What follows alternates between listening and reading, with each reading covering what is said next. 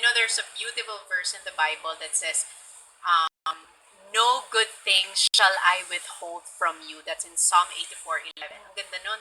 Pag ako talagang minsan nadadown, nade-depress, parang feeling ko, Lord, parang hindi dumadating yung magandang bagay na inaasahan ko, or parang hindi ko alam kung may magandang bagay pa na darating para sa akin. Lagi nyo lang isipin yun, there's no good thing that God will withhold from you. All of the good things, iniipon niya ng Panginoon, and in due time, i-release na yan when you are ready. They said na ang pinaka-dangerous na gift ay ang gift ng isang bagay na hindi ka handang tanggapin, na you are not groomed for. It's hard to receive a love that you are not ready to accept and receive. Kasi hindi mo siya mapapahalagahan, hindi mo siya maiingatan. Diba? So, everything that's happening in our life, God is training us, God is molding us, God is developing us, and God is changing us, because He will not withhold any good thing na para sa atin. Every good and perfect gift comes from above. Tandaan natin yan. And also, Jesus said na everything works for good for those who love God. Diba? It's in the Bible also, Romans 8:28. Everything works for good for those who love God. So, puro good. No good thing shall I withhold from you. Every good and perfect gift comes from above, and everything works for good for those who love God. Lahat ng good talaga. If you trust in the Lord with all your heart and lean not on your own understanding. Don't try to rely on your discernment when it comes to choosing the right person for you. Rely on God's wisdom, because He will guide you along the way. I believe that there are whispers in our life. May mga bulong tayong dapat naririnig sa buhay natin, and we will not hear those whispers if we are busy always talking to people. We are busy on our phones, we are busy on our laptops, we are busy on watching TV. Sometimes you have to be still. Diba God said that? Sometimes you have to be still and close your eyes and wait for that voice. That voice doesn't scream, doesn't shout. It's not in your face. It's not like those billboards, those ads, those TV commercials that they're all in your face, shouting, na talagang trying to get your attention. Talagang everything around you is maingay, because those things around you, they want to get your attention. But this still small voice of the Holy Spirit and the voice of Jesus it doesn't shout, it just whispers. You know why? It doesn't need to shout. It's because He's right here. He's just beside you. And everything around you is so far away from you that they have to shout to get your attention. But the one who you really need and who's really important in your life is just here, inside of you. And He doesn't need to shout. He just whispers, because Jesus is always beside you. So He whispers in your ear, and He tells you the next direction or the next step that you're going to take in life. Parang ways, di ba? Mag-drive ka lang na mag-drive dyan, pero pag lumiko ka sa maling way, dun lang siya magsasalita na, reroute, o di ba, magka-calculate siya. Ganun ang ways, di ba? Magsasalita lang siya, or pag kailangan mo nang lumiko, like, turn right in 5 meters, di ba? Mga ganyan. Parang feeling ko ganun.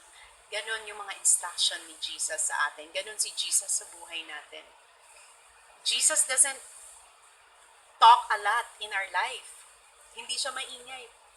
But He speaks to us in the most pivotal moments in our lives. In the most crucial events that's happening in our life.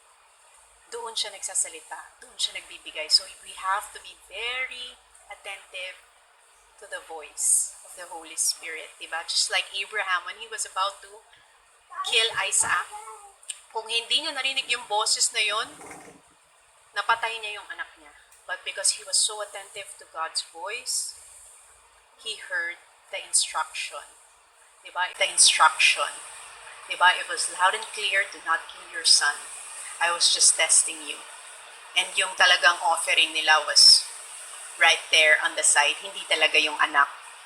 Why? Because he knows how to listen to God's voice. You have to determine the voice that you're listening to in your life. Hindi lahat ng boses na naririnig nyo, papakinggan nyo. You will know it's the voice of God and it's Jesus talking to you when it's an instruction that gives you peace. When it's an instruction na even if it's a little bit scary, you know you can do it. You know you can do it. Because I can do all things through Christ who strengthens me. You know, yung love story kay Paul, it's not like a Romeo and Juliet love story. It's not like a movie story na parang, you and me against the world, against all odds. It was just very simple. We started out as normal friends. He courted me. He went through the right way. Very traditional. Walang mga big gestures like the ones we see in movies or mga movies na ginagawa ko. Never nangyari yun sa totoong buhay ko. But there's so much peace. Our love is very quiet. It's very real. It's very genuine. Yun ang napansin ko dun sa 8 years na naging mag-boyfriend and girlfriend kami ni Paul. It's just real. Oo. So, dun ko naramdaman yung bigay ito ng Diyos. Kasi, tahimik. Malalaman mong yun yung para sa'yo kapag may peace of mind na ibinibigay yung relasyon na yun. So ako, actually, ang payo ko sa inyong lahat, simple lamang. Huwag kayong magmadali, huwag niyong hanapin, huwag niyong habulin ang pagmamahal dahil darating yan para sa iyo. Ibibigay yan ng Panginoon in the right time. Ang bata-bata nyo pa, pag 16, 17 kayo, naku, huwag kayong magmadali. 16, 17, hindi nyo pa kilala ang sarili nyo, hindi nyo pa alam ang gusto nyo sa buhay. I am encouraging you at this age, if you're 16, 17, 18, 19, 20, seek God. Find out who you are and your identity in Him. Hanapin nyo si Jesus. Build a strong relationship with Him. Get to know Jesus more, because as you get to know Him more, you will get to know more about yourself. And I encourage you to read the Bible. If you read, you know, you always read yung mga caption and mga stories in the internet and mga all of that. I encourage you to read at least one chapter. You know, the Bible is not a history book. It's actually a love story. It's a love story of God to you.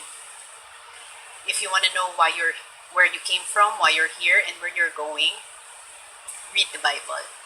And you will know how loved you are, how precious you are, how special you are, that you are enough because you're God's masterpiece. Diba? So, yun siguro ma-advise ko sa inyo. Simple lamang, wait for God's time, wait for God's perfect timing, because He's never late. His timing is always perfect. Always perfect. Believe me. Because I've been there, I've done that, I'm living in that right now. So, yun. Don't rush love. Love will come to you at the right time, at the right moment, when you're ready for it. But for now, trust the process that God is molding you, changing you, developing you into becoming the woman that you're supposed to be. So that the man you're supposed to fall in love with and be with and spend the rest of your life with is ready for you. Diba? So, stay blessed, stay happy, and stay in love with Jesus. The more you seek Him, the more all of these things shall be added unto you. Hindi mo nahahanapin ng taong para sa'yo. Darating yan if you keep on focusing your relationship with Jesus. God bless you all. Bye.